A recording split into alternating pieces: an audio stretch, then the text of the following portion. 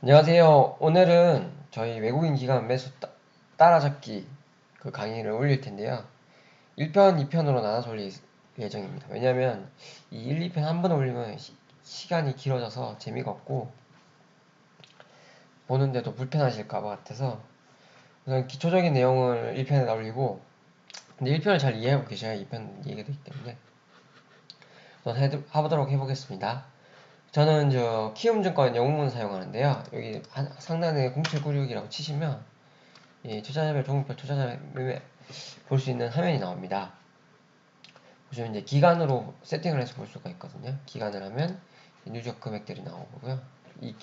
9월 1일부터 11월 13일까지 뭐 누적으로 3억 6천만 원 죄송합니다. 36억 샀다. 뭐 기간이 66억 샀다 이런 걸 알 수가 있는 거죠. 꾸준히 사고 있는지 뭐 이 기간에 샀는지 팔았는지를 알 수가 있는 거고요. 당일에는 이렇게 나오고 뭐 수량으로 볼 수도 있고 순매수만 볼 수도 있고 순매도만 볼 수 있습니다. 순매수가 아니고요. 매수 매도를 볼 수가 있는데 매수에서 매도 빼면 당연히 순매수가 되겠죠. 그래서 뭐 외국인이 오늘 2억 9,300만 원 샀다고 해도 실제로 어떤 외국인은 사고 어떤 외국인은 팔았을 수 있습니다. 뭐 어떤 외국인이 7억 샀는데 어떤 외국인 주체가 뭐 5억 팔아가지고 뭐 2억에서 될 수도 있고요.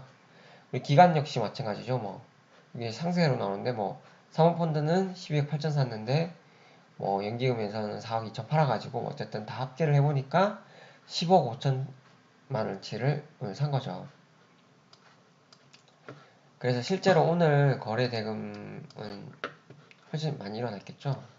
그러면 거래 대금이 오늘 100만, 1000만, 억, 10억, 100억, 168억 거래됐어요. 오늘 거래 대금 168억인데 실제로 10억 5천만 원 잡히고 2억 9천 잡힌 거죠. 진짜 순으로만 잡기 때문에 실제로 168억 중에는 작게 잡힌 것처럼 보이지만 실제로는 많은 주체들이 사고 팔았습니다. 그렇기 때문에 이것만 보고 뭐 판단할 수가 힘들겠죠.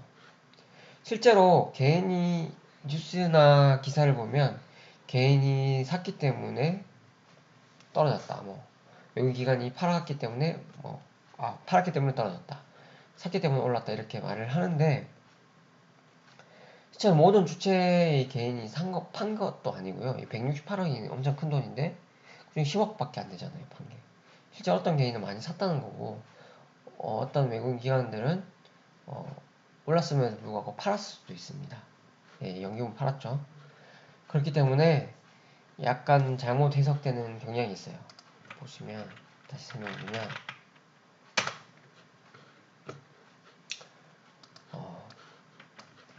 우선은 저희 주체가 개인 외국인 기관 그다음 기타 외국인 내 외국인인데 기타 외국인까지 다 합쳐서 이 다섯 개를 합치면 숫자가 0이 됩니다. 근데 이 금액은 좀 작으니까 개인 외국인 기관이라고 생각해 볼게요. 왜냐하면 이 개인, 기관, 외국인 이 다 순매수이기 때문에 당연히 합치면 합계값이 빵이 됩니다. 왜냐면 그 위에 아까 기타는 빼고요. 그렇기 때문에 이제 기사에서는 보시면 기관 외국인이 샀기 때문에 올랐다. 근데 개인은 못 사고 팔았다. 당연히 기관 외국인이 플러스면 당연히 합계가 0이니까 당연히 개인은 마이너스 뜨겠죠. 그렇기 때문에 기관 외국인 산 종목들이 당연히 양매수면 개인은 마이너스로 뜹니다. 근데 기사에서는 기관 외국인 주체에서 올렸고 개인은 팔았다. 이렇게 나오죠. 오해 있는 부분이 있고요. 그리고 만약에 또 기관이 엄청나게 샀다고 생각합시다. 근데 외국인 조금만 샀어. 그럼 개인은 뭐 어떻게 잡힐까요? 당연히 마이너스로 잡히겠죠. 마이너스. 죄송합니다. 마이너스로 잡힐 수밖에 없어요. 왜? 합계가 0이죠. 근데 모든 개인이 팔았냐? 아니죠. 산 개인도 있고 판 개인도 있고 다양한 개인들이 있습니다. 그래서 저희가 이제 생각해 봐야 될 게 꼭 개인이 팔았기 때문에 주가가 빠졌다. 그게 아니죠. 다양한 결과가 있는데 시총이 큰 종목들은 보시면 개인이 혼자서 움직이기가 힘들죠. 삼성전자를 개인이 사서 올렸다. 이게 좀 가능은 한데 모든 개인이 단합해서 초특급 호재가 터져가지고 이제 모든 개인이 다 좋다고 생각하고 사서 계속 샀겠죠. 팍! 다 같이 난 팔자가 없고 사자만 있으면 개인도 이제 플러스가 잡혀서 올릴 수 있습니다. 네, 그렇지만 일반적인 케이스에서 보면 시가총액이 클수록 기관 외국인은 주체 개인은 다양한 사람 수가 많은데 얘네들은 사람 수가 적죠. 기관도 주체가 뭐 10군데가 붙었다고 해도 10군데가 동시에 뭐 좋게 볼 수도 있고 나쁘게 볼 수도 있는데 뭐 동시에 샀다면 이제 기간이 손매수가 잡혀가지고 오를 수가 있겠죠. 당연히 이제 뭔가 어떤 좀 큰 머니들이 들어와서 이렇게 올린 거죠. 근데 방향성이 같게 할 수 있을 가능성이 큽니다. 외국인의 기간이. 그렇기 때문에 얘들이 사서 대형주들 올릴 가능성이 크죠. 그렇기 때문에 그런 거고요. 그리고 여기 기관계 보시면 두 번째로 설명드릴 거는 기관계 보시면 금융투자, 보험, 투신, 기타 금융, 은행, 연기금, 사모펀드, 국가가 있는데 이것들을 합친 금액이 기관계의 순매수겠죠. 그래서 여기 기타 보험 내용은 아니고요. 얘들이 뭐냐? 한번 설명드리겠습니다. 여기 투자 잔다 보면 나옵니다. 자, 보시면 2012년 7월 16일부터 변경당하죠. 금융투자는 보시면 증권선물 투자자문사의 고유자산이라고 나오는데 투자자문사의 고유자산 적죠. 제외시키고 선물 적고 증권회사 그러니까 결국 증권회사 자기 자본으로 투자하는 거. 그러니까 고객도 말고요.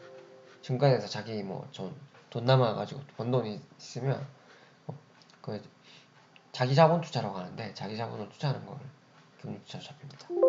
그리고 보시면 보험인데 보험회사가 투자한 거고 투시는 투자신탁으로 되어 있는데 투자자산 운용사가 한마디로 투자한 거예요. 한마디로 펀드죠, 펀드. 펀드가 투자한 금액이 라는 거고요. 이 펀드가 투자한 금액이 1억 정도 되네요. 은행에서 산 거죠, 1억. 연기금은 아시다시피 연기금 얘기하고요. 뭐 연기금은 뭐 4억 2천을 팔았네요. 연기금은 다들 아시니까 넘어가도록 하겠습니다. 그 다음에 국가가 있습니다. 국가는 뭐 다양한 주체가 있는데 뭐 큰 주체로 보면 사실 여기는 잘 안 나와 있는데 그 우체국이 제일 큽니다.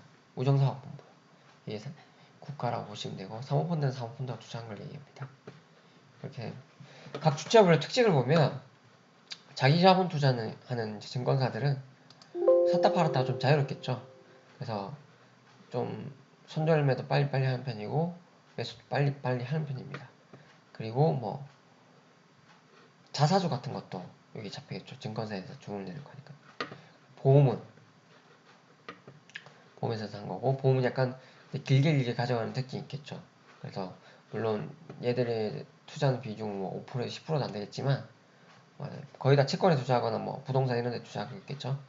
그래서 뭐 길게 가져가는 특징이 있고 펀드는 3개월마다 평가 받잖아요.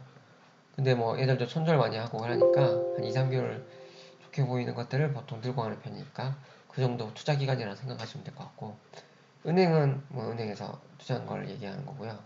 연기금은 좀 더 길겠죠.